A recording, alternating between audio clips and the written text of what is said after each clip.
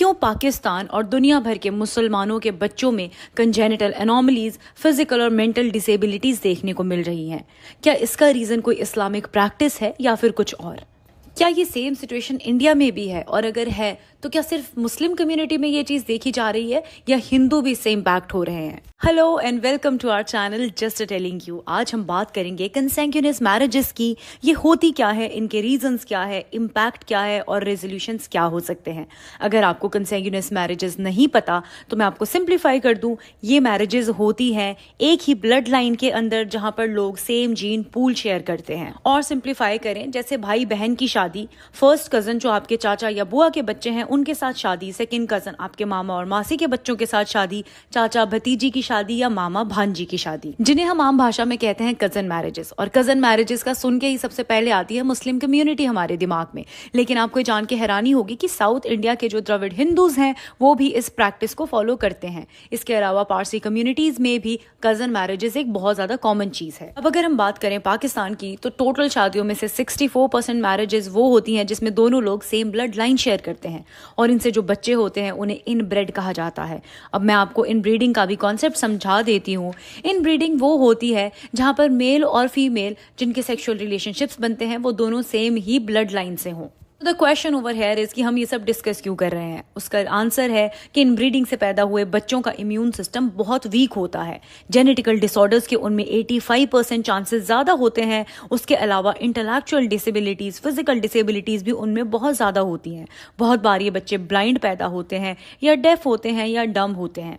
इसके अलावा थैलेसीमिया नाम की बीमारी का बहुत ज्यादा खतरा रहता है। सिकल सेल एनीमिया का भी बहुत खतरा रहता है, जहां हफ्ते हफ्ते में खून चेंज कराना पड़ता है बच्चों का। इसका बहुत बड़ा रीजन है हमारा डीएनए।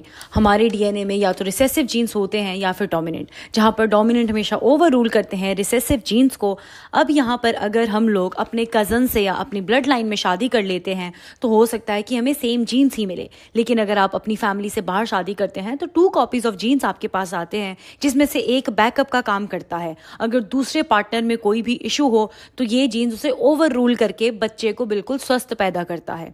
अब अगर दूसरी साइड लेके देखें हम, जहां पर अपने सिबलिंग्स या फिर अपने फैमिली मेंबर से शादी करते हैं, वहां पर अगर सेम जेनेटिक डिसऑर्डर आपके जीन्स में भी है और फैमिली लाइन सेम है और आपके पार्टनर में भी है, तो बहुत ज्यादा पॉसिबिलिटी होती है कि बच्चा डिसफॉर्म्ड पैदा हो। वहीं बहुत ज्यादा लोग ये भी मानते हैं कि अगर अच्छी मेडिकल केयर, खाना पीना और पोषण मिलता है एक प्रेग्नेंट लेडी को और सही परवरिश मिलती है, तो फिजिकली फिट पेरेंट्स के बच्चों को, फिर चाहे वो दोनों एक ही ब्लड लाइन से भी थे, तो ऐसा नहीं हो सकता कि बच्चों में कोई डिसऑर्डर हो। लेकिन रिजल्ट्स हर financial background, literate background, rural या अर्बन एरियाज में बिल्कुल सेम रहा है। इस बात को हम जस्टिफाई करेंगे पास्ट में एग्जांपल्स जो रहे हैं उनसे और जो प्रेजेंट में हैं उनसे भी। अकॉर्डिंग टू मी, राजा और रानियों के जैसा लाइफस्टाइल किसी का भी नहीं हो सकता। जितनी देखभाल और न्यूट्रिशन उनकी प्रेग्नेंट वुमेन को मिलती होगी, उतनी मुझे नहीं लगती कि कहीं भी दी जाती है। तो हम सबसे पहले जिनकी बात करने वाले हैं वो है हैब्सबर्ग फैमिली। हैब्सबर्ग फैमिली एक रॉयल फैमिली थी जिन्होंने स्पेन में रूल किया है। ये इतनी स्ट्रॉन्ग फैमिली थी कि अपने परिवार की बदौलत इन्होंने इस रूल को एक्सपैंड किया, और अनफॉर्चुनेटली अपने परिवार के बदौलत ही उनका पूरा खानदान भी खत्म हो गया। फैमिली के हर एक मेंबर में एक कॉमन चीज थी, वो था इनका जॉ। इनका जॉ थोड़ा बड़ा था और इवन आते आते अगली जनरेशन तक तो ये बहुत डिफॉर्म्ड भी था। इनको एक टर्म के साथ एसोसिएट किया जाता है जो है हैब्सबर्ग जॉ। अब अगर हम बात करें फिलिप IV की, जो किंग थे हैब्सबर्ग रॉयल फैमिली में, उन्होंने 44 ईयर्स की उम्र में 14 साल की अपनी खुद की नीज से शादी कर ली, जिसका नाम था मैरिया एना। मैरिया एना के 5 बच्चे होते हैं, जिनमें से 4 मर जाते हैं और सिर्फ एक ही सर्वाइव कर पाता है, जिसका नाम रखा जाता है Charles II of Spain. Charles II of Spain को हिस्ट्री में सबसे ज्यादा डिफॉर्म्ड इनब्रेड कहा गया है। अगर मैं आपको इस फैमिली की बात बताऊं तो ये तो 16 जनरेशन से इनब्रीडिंग को प्रैक्टिस कर रहे थे। चार्ल्स II बिल्कुल एक मॉन्स्टर के जैसे दिखता था। वो बहुत क्रूअल भी था और उसका जॉ इतना डिफॉर्म्ड था कि वो ना ढंग से खाना चबा पाता था, ना ही बोल पाता था। उसकी इम्यूनिटी इतनी वीक थी कि आए दिन कोई ना कोई बीमारियां उसे अटैक करती रहती। डेवलपमेंटल डिलेज थे, यहाँ तक कि उसने चलना भी 8 साल की उम्र में शुरू किया। और फिर सिर्फ 35 साल की उम्र में उसकी डेथ हो जाती है। अब ऑटोप्सी के रिजल्ट्स और भी शॉकिंग थे। चार्ल्स टू का हार्ट एक पेपरकॉर्न के दाने के जितना, यानी कि काली मिर्च के दाने के जितना रह गया था सिकुड़ के। पूरे ब्रेन में पानी भर चुका था, लंग्स इंटेस्टाइन सड़ी हुई थी, सिर्फ एक टेस्टिकल बचा था और वो भी काले कोयले के जैसा था।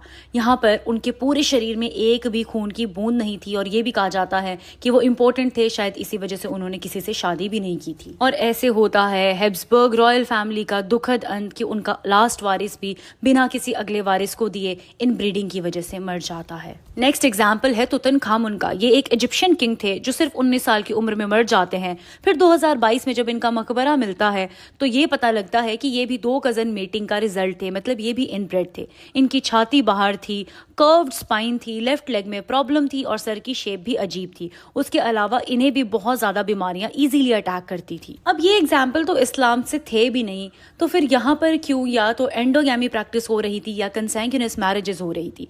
इसका रीजन है कि उस टाइम के रॉयल्स को लगता था कि वो अपनी ब्लड लाइन को इम्प्योर नहीं कर सकते किसी बाहर के परिवार के लड़के या लड़की से शादी करके। उन्हें लगता था कि उनकी ब्लड लाइन बहुत ही प्योर और सुपीरियर है और उसे मेंटेन करने के लिए उन्हें अपने कजन्स, अपने रिलेटिव से ही शादी करनी पड़ेगी। इवन कई बार वो अपने रियल ब्रदर और सिस्टर से भी शादी करते थे। सबसे बड़ा हार्ट ब्रेकिंग केस जो मुझे लगता है वो है अमेरिका के व्हाइटेकर्स का। व्हाइटेकर्स सबसे बड़ी इनब्रेड फैमिली है अमेरिका में, जहां पर 2 फर्स्ट कजन्स के 15 बच्चे हैं। और आपको जान के हैरानी होगी, इनमें से सिर्फ एक बात करने की ताकत रखता है। इनमें से 1-2 तो ऐसे हैं जो आपस में कम्युनिकेट करने के लिए कुत्तों वाले भौंकने की आवाज़ निकालते हैं।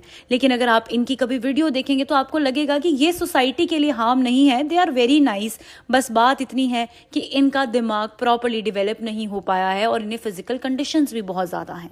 इसके बहुत ज़्यादा केसेस यूके में भी सामने आए हैं, लेकिन ऑल ओवर द वर्ल्ड इसको बिल्कुल भी हेल्दी प्रैक्टिस नहीं माना जाता है। जहां north Korea, China, Taiwan, US जैसे 30 स्टेट्स ने बैन लगाया है इन प्रैक्टिसेस पे। अब अगर हम बात करें अपने पड़ोसी मुल्क पाकिस्तान की, तो यहाँ पर तो इसे एक साइलेंट पैंडेमिक घोषित कर दिया गया है। यहाँ इतनी ज़्यादा कजन मैरिजेस होती है कि बच्चे जो पैदा होते हैं वो मेंटली और फिजिकली फिट नहीं होते हैं। अब क्वेश्चन यहाँ पर ये है कि क्यों दुनिया में अलग अलग जगहों पे अलग अलग रिलीजन या फिर कम्युनिटी के लोग इन मैरिजेस को प्रैक्टिस कर रहे हैं। पहला रीजन है ब्लड लाइन को प्योर रखना।